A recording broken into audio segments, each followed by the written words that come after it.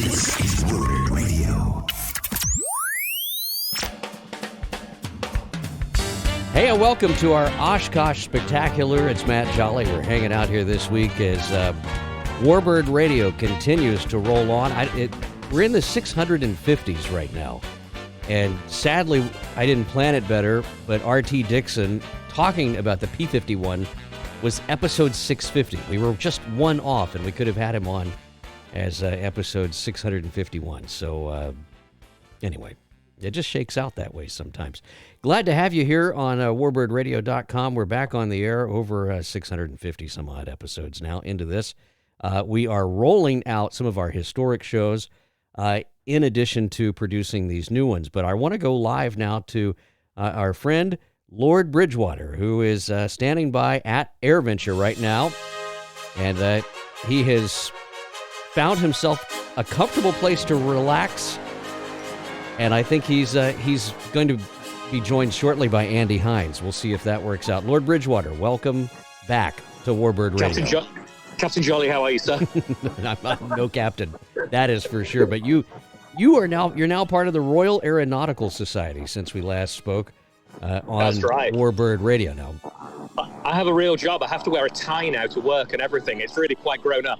A tie and a tweed suit, right? Absolutely, you've got it. Yeah, so I work for the Royal Aeronautical Society, which is in Mayfair in central London.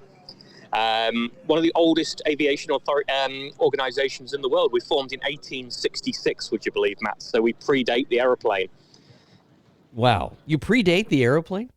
We do. So we go back to the days of ballooning and gliders and people just trying to work out how the heck to get in the air. You know, what the birds can do it, why can't we? So we were formed for what was called in 1866 the furtherment of aerology. So I guess that's what we now call aviation. Yeah, but I think aerology, that's a word we need to bring back, isn't it? Aerology. The furtherment of aerology. I like that. That has a nice ring to it.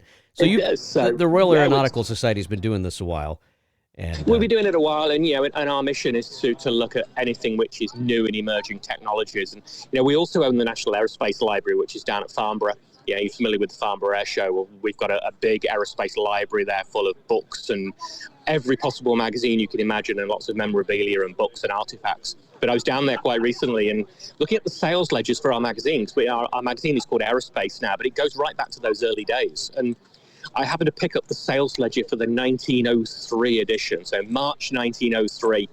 Who'd subscribed to our magazine looked down, and there was a subscription from the Wright Cycle Company in Dayton, Ohio. Isn't that amazing? That's March 1903. So I'd like to think that maybe we had a little bit of influence in them reading our journal and seeing what research was going on around the world, and maybe the Brits paid a little bit of a help. What is the opinion? We'll just throw this gauntlet down right now. What's the opinion on Gustav Whitehead and the Royal Aeronautical Society? Was he covered at all back then? I would need to go and check, but let me get back to you on that on a different podcast. I think that's probably worth us talking about in more detail when I've actually got the stuff to hand, because I think there's a lot of really interesting stuff in those magazines. You can send your hate mail, by the way, to P.O. Box 143, the Royal Aeronautical Society. No, but it's worth talking about. I mean, that would be interesting to see if they covered it at all back then. I mean, we've got a lot of stuff from George Cayley, who, if you're not from the UK, you may not have heard of George Cayley, but George Cayley was a real pioneer in aerospace and one of the first people that realized that an aircraft needed to have the direction of flight, whether it was yaw or pitch or roll. And he created a glider back in the 1850s. And this was something which, obviously, he was a landowner in the north of England and developed this crazy idea for a glider which had got four wheels. It was like a cart with a little bit of wings on it. No real sense of control other than, I guess, what you'd call weight shift now, like a weight shift ultralight. Yeah. But obviously, being the gentleman of the manor and the lord of the squire, that he didn't want to fly this thing himself, so he sent his coachman down the hill, and so it hopped off the ground and. It was one of the very first gliders that would have flown, and certainly that wasn't aero-towed into the air. But the famous story that it was recorded by his granddaughter, who was there at the time, is apparently his coachman immediately quit his job as he got to the bottom of the hill and said, "I was employed to drive horses, not to fly aeroplanes." There you go. Well, we've all seen the movie Weekend at Bernie's. It is Bernie's week this week at AirVenture. It's the year that Bernie is probably the most popular pilot up there. Let's talk about everything that he's brought, because I know it's been a big week, and Bernie just keeps dragging airplanes up there. If anything's going to go home with awards this week, it's got to be the P-47 and Thunderbird, the P-51. I'm currently sat at the Vintage Cafe looking out across at Thunderbird. The Jimmy Stewart's old P-51 in this beautiful cobalt blue, highly polished scheme. And I got here on Sunday morning, and Thunderbird had already arrived. And I'm not saying it was a fresh restoration, but if you stood downwind of this, Matt, you could smell the lacquer. It was that fresh. It smelt of, and I promise you, that's not exaggerating. No, you could smell the wet paint on this thing. We've all seen the pictures, and we've all seen the progress that aircraft has made just in the last few weeks. I mean, this was down to the wire. It's another Air Corps restoration, and it's just phenomenal. The Erics and their entire team up there just do such a great job. And the P-47, the same story. All eyes are on it this week as we eagerly await the awards. But what a great thing! What did you think of it up close? Oh, it's just, honestly, it's faultless. The P-47, even down to the stamps and the the stenciling on the tailplane, little individual stencils, which it's very, very easy to miss. The little sort of copyrighted Thunderbolt stencils that were put on by the Republic factory. It is as it had just rolled off the factory line. I just want to get back on the Thunderbird for a second, because Bernie flew it in the display last night, Matt. This is a new aeroplane. It came absolutely howling in on its first pass, as though it was trying to win the Bendix Trophy. This thing was really, really motoring, and it was great to see it flown with pistache and or panache and gusto, I think we would probably phrase it as. But a lovely aeroplane, and flown by Bernie, just brilliant, as you would imagine Bernie would do. Yeah, he doesn't mess around, does he? Of course, absolutely. We're talking about Bernie there, the chief pilot for all things cool at Oshkosh this year. And, Bernie's reached single name status now. There's Oprah, and there's Bernie, and then there's a few more. A legend, a real legend. Well, he's just a great guy, and he's living proof that if you learn how to work on these things and you learn how to fly them, there's going to be plenty of opportunities. And everybody just, they always say, well, how do you do this, and how do you get these opportunities? And the answer is you just keep showing up. Absolutely, and that's the same wherever you are in the world. Back in the UK, we've got the Shuttleworth collection, big collection of vintage aeroplanes going right back to a 1909 Blériot. And Jean-Michel Munn, who's the chief engineer, is actually flying the aeroplanes there now. And the really complex things like the de Havilland DH-88 Comet, the twin-engine red Comet that flew from London to Australia in 1934 for the Air Race. That thing's a real handful. But John's worked his way up from engineering to chief engineer to actually flying some of these most complex of aircraft. So it's we've said it before, Matt, but you put the hard work in and it's rewarded. Well, the Connie's going to be there any day now, I guess, if it's not already there now. No, it had an engine problem yesterday. It was due to arrive Monday. Right. Flew up to Madison on, I think, Friday or Saturday. And they were hoping to arrive at the start of the Monday flying display, but they taxied out at Madison, and they had to shut down number 3 and taxi back in. So we are waiting on Ted Hooks at the moment, hoping they're going to get the thing fixed. So I believe the next plan is to get it in on Wednesday. So we're recording this on Tuesday at the moment. So it'll be hopefully in for tomorrow, just in time for the night show. And then the plan is to depart on Friday. But again, another aeroplane that you would like to think is in contention for an award of some description. What an epic restoration. Right. Years out there in Chino with the Hinton family, who, by the way, we've reached out to Karen and to Steve and Steve-O. And Karen, of course, will gladly come on and schedule us a great interview with that. So we'll have all of those details. We actually recorded an interview with with Stu Dawson right after they ferried it the first time. So now we'll have the continuation there, which ought to be really cool to have the complete story. Absolutely. And it's such a great thing to see, to restore an aeroplane of that complexity and that size, and needless to say, that expense in today's world. I mean, that's really, we've got the likes of Rod Lewis to thank for funding aircraft like that, because that brings pleasure to everybody who sees it. That's right. There's more billionaires in a trailer park this week in Oshkosh, Wisconsin than anywhere in the world.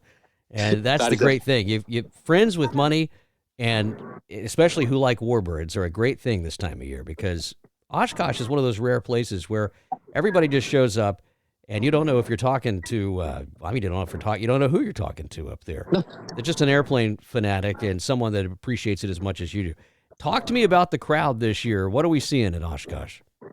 It's a busy show. The weather is great. We've got smoke blowing down from Canada at the moment, so the visibility is not great, but it's warm. I think it's due to get quite hot on Wednesday, Thursday, up into the 90s. But there's a lot of people. I was here Sunday for the arrivals. I don't think I've seen Sunday that busy. I've been coming to EAA now for 20 years, and it just seems to have a buzz about it this year. I think not just the fact that we're all anticipating the P-47 and Thunderbird and the Constellation. People just seem to be happy to be on an airfield. We're in that post-COVID era. Last year was the first one back where international travel was allowed, and I came across for it. And it was a great show. People were glad to be back, but I think with restrictions now completely lifted, people are a lot more confident now to travel. There's a big international contingent here. I said a lot of South Africans, a lot of Germans. I was flying Legends Air Show in the UK a couple of weeks ago before we came out here. And a great story about how Warbirds bring people together. I got out in the car parking lot at Flying Legends, and the guy in the car next to me was from Sweden. Never met him, got chatting to him as we walked to the gate. Spent the entire weekend with this guy. He was staying in the same hotel, so we had dinner together. We were sat on the flight line, and to our left there were 4 French guys. To our right there were some Germans and Swiss. And we'd all got something in common. We'd all travelled to this event to see World War II aircraft. And it's, for me, I think that's what embodies this industry that we're part of. Doesn't matter whether you're at Flying Legends, doesn't matter whether you're at Reno, doesn't matter whether you're at EAA. You're just surrounded by like-minded people from wherever they are in the world. So, I think it's fantastic. There's a really good atmosphere. Well, it's so wonderful to have you back on the show, and I know you're going to be a regular, because I'm not going to let you off the hook, and I'm just going to keep calling. The problem is, Matt, you know where to find me, don't you? There's no I escape. do. Yeah, and Lady Charlotte, we got to have her back on now that she's like a multiple published author and darling of the warbird business. We got to have her back on. Remember her win, indeed. Just remember her win. That's all we can say. Let's talk to your running buddy who's sitting there beside you, and fellow aviator and warbird. Just introduce us, if you don't mind. I've got a good friend. Yeah, I've got a good friend of mine tagging along here at Oshkosh this year. Is Oliver Wheeldon. So Oliver and I have known each other now for far too many years, I'm afraid. Dozens. So Oliver's flies everything from the Holland Gnat and the L-29 Delphin in the UK down to the mean and very difficult to fly, as I'm sure you'll agree, Matt, the Chipmunk. Yes. So Ollie now, fire-breathing chipmunk. Shall I just leave you and Ollie now to chat as the Chipmunk brothers? I think it's great.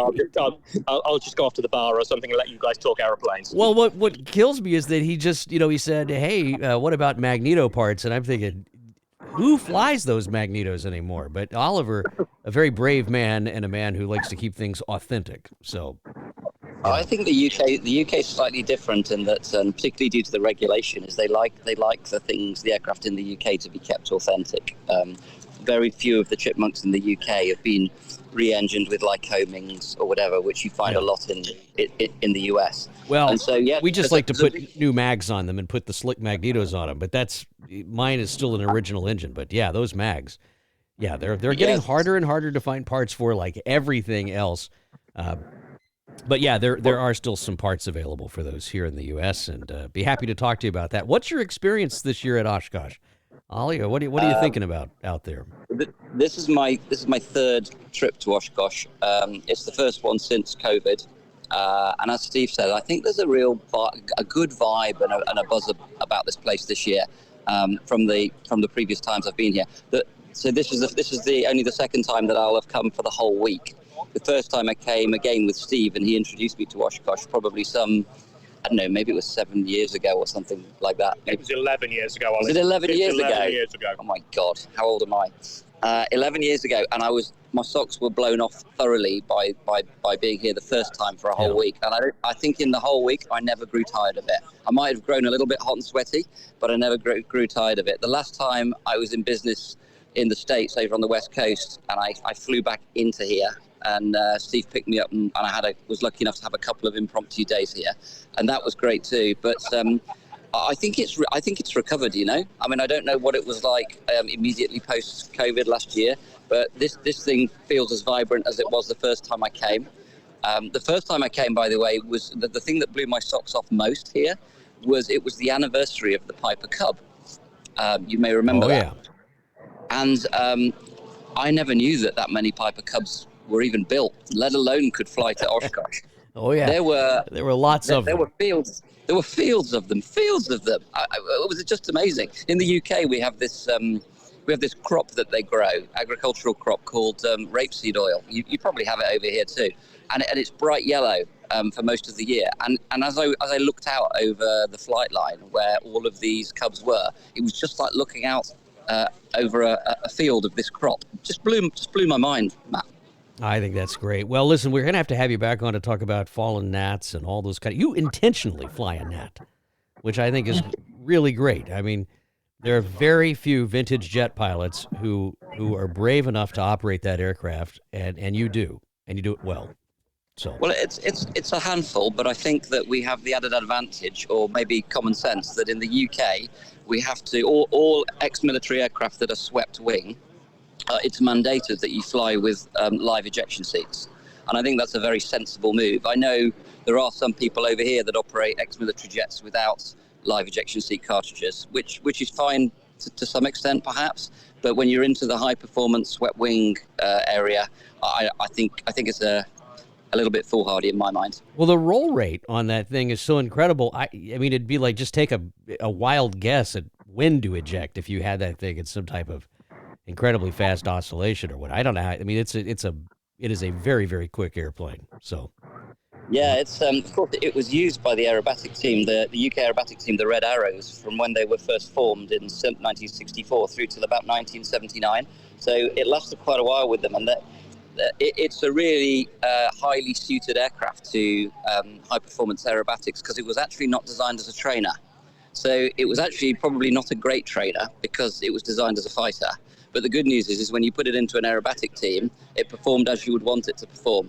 But in actual fact, the roll rate was restricted. When they turned it into a trainer, they put a fuse in that actually restricted with solenoids, restricted the movement of the stick at higher speeds. So anything above about 170 knots, the restrictors go in, and you can only get about half aileron travel.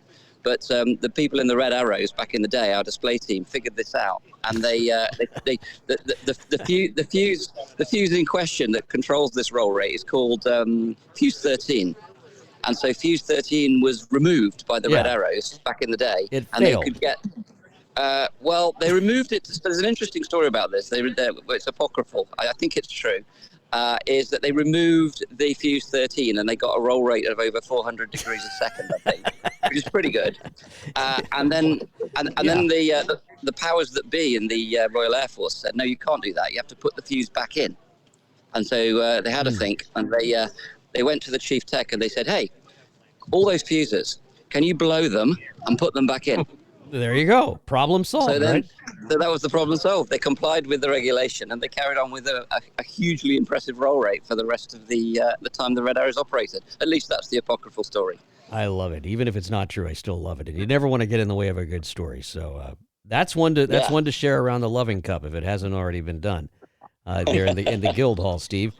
Quick question before we have to let you guys get back to your lunch and run off. We're going to be joined by Andy Heins in just a few minutes, who's on the other end of the field. He's actually down in Warbirds right now, he said, or he'd be joining you there at the table. But the dam busters, such an important part of World War II history.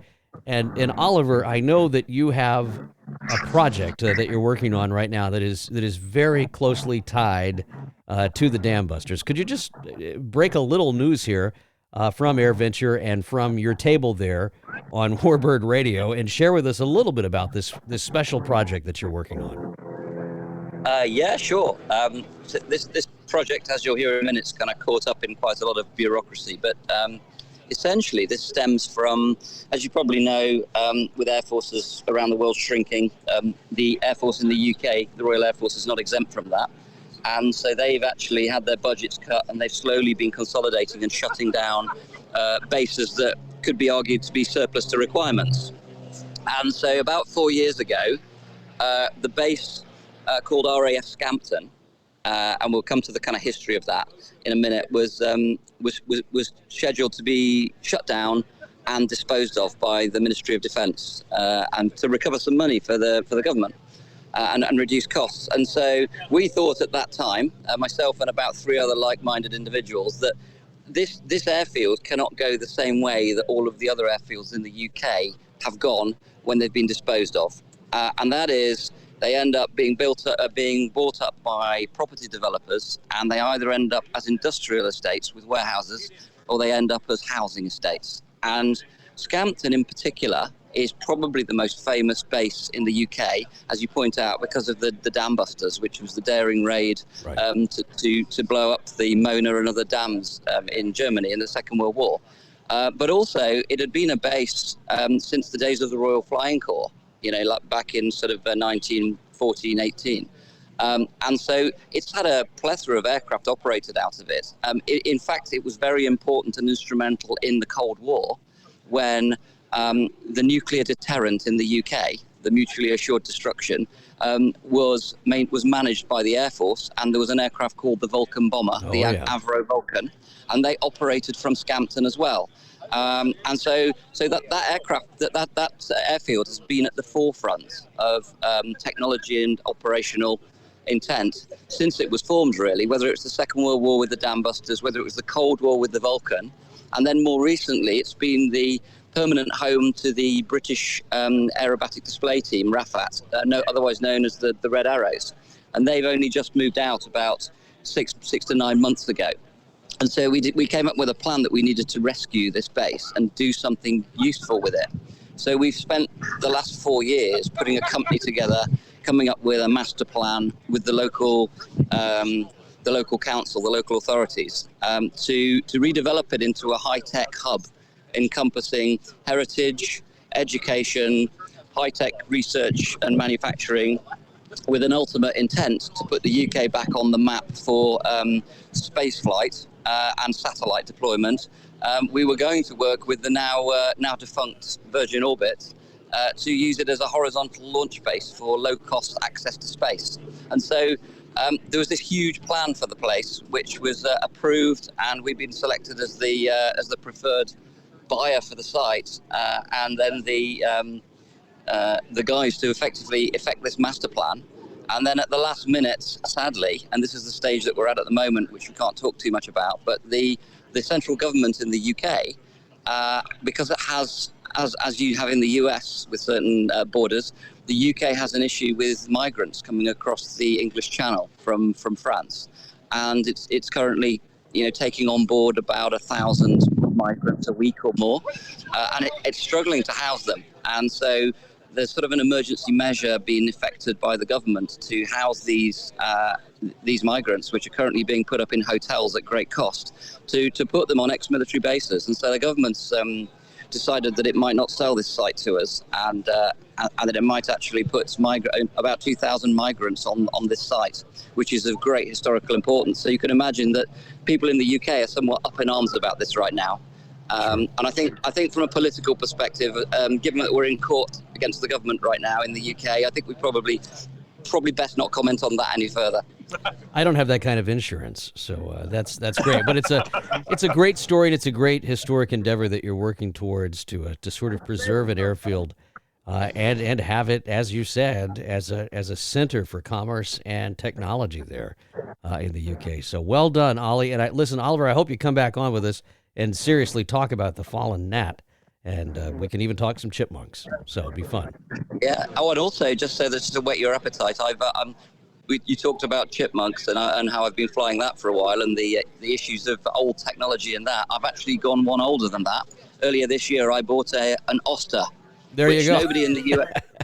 What a Nobody cool in the airplane. US probably knows what an Oster is. Absolutely. Love that airplane. What a cool airplane. And my hat's off to you. I got to come over there and fly with you. That'd be a lot of fun. I'm looking You're forward to it. always welcome, Matt. We can get you up in one or more of them anytime you come over. Just give me a call. That'd be great. I'm looking forward to it. Lord Bridgewater, you still there? Thank you so much. It's always great. Yeah, I'm halfway through my burger, Matt. Good. Lunch is going well. Well, thanks for joining us. I'll play your theme music as we roll on into a quick commercial break, and then we'll be back with Andy Heins. But Lord Bridgewater, thank you for being here, and Oliver, thank you. Good to talk to you, my friend. I'll see you soon. So long.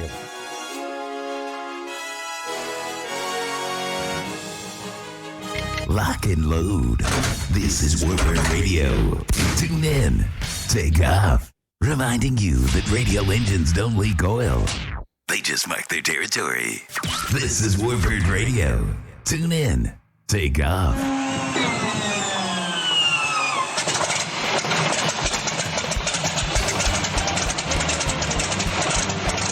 And welcome back here to Warbird Radio. Matt Jolly, the sound of the P-40 starting up. That just means we're getting fired up again. Andy Heins, the man who is pretty much never excited, is on the phone with me right now from the Warbird area there at Oshkosh. You can hear the helicopters going over, and you can hear Andy's excitement just pouring out of him right now. Andy, how are you, bud? Glad to hear you. Well, I'm doing great, Matt. I really am. Are you? You know? Yeah. I'm so convinced. I'm so convinced. Oh my goodness. It's lonely walking around without Hartman. Yeah, well, he's working this week over there. We would have touched base with him. But the big news is that the Hartman and Heins show is coming back to Warbird Radio, and I'm very excited about that. We'll have an episode coming out very soon, a new episode of Hartman and Heins. Well, that'll be great. I'm looking forward to it. You know, when I told Mike about that, he was enthusiastic. Yeah, well, Mike's always enthusiastic. That is great. Well, he is. So we're gonna have some shows. Any one of his personalities could be enthusiastic. You're never sure. Well, it's a fan favorite on Warbird Radio, and I know a lot of your old listeners are going to be really happy that you guys are back with your fresh perspective on everything. Hartman is now an air show pilot. We joked for years about him selling videos on how to do the air show wave and all that kind of stuff, and secretively, we didn't know this, but he was just chomping at the bit to actually become an air show pilot, and now he is. Right. Yep. So that's true. So well, you know, there you go. So much has happened, you know, with Mike since our last shows, and now he flies for Waco Classic. Works for them, delivering their airplanes, picking airplanes up, teaching the buyers how to fly the airplanes, and then he's the one that delivers. You know, whenever they go to a show with all the different airplanes, he's one of the pilots, and he's been flying that Junkers. I know. Waco Classic. Oh, yeah. You know, and so he's doing that, and then he delivers airplanes for Rare Aircraft in Faribault, Minnesota, Wacos. You know, they're sort of the premier Waco restoration place. And then he bought himself a North American AT-6. And is hopping rides in that on the weekends. Yeah, he and Wes do a great job. And then he has the North American Navion, which is a family favorite, and yours belonged to your late brother Pete. Right. Mm-hmm. Just a wonderful, wonderful story there with Mike and how far he has come. You too have progressed. You have since, sold your Waco, which that's like donating your liver while you're still alive. Well, and people I've asked, they said, how can you stand it? Said, the Heins family has been involved with Wacos, for almost 70 years, and now there's none. Yeah. And you said, well, I grew up and I bought a monocoop. Well, yeah. Kind of. Now, the monocoop, I have heard it said maybe a few thousand times by one Andy Heins that a monocoop does not have a red line. You can go as fast as that little airplane will pedal. And how fast have you pedaled yours? Because I know you've pedaled it very fast.